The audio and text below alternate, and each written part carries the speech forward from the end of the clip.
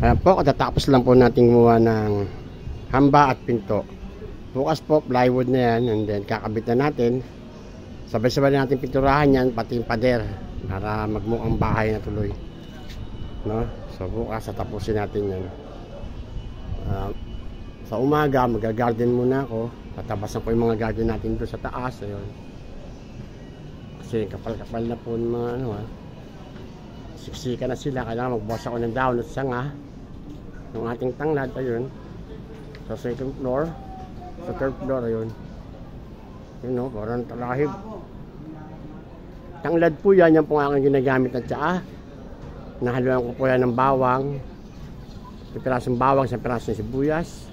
Para pakukuluan. Tapos inimin ko sa umaga, wala pang kain. And then sa gabi, bago matulog.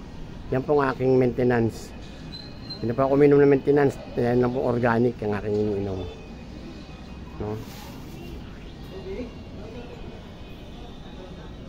So, ayun na po yung mga materials. Kompleto na yan. Bukas buo na po yan. So,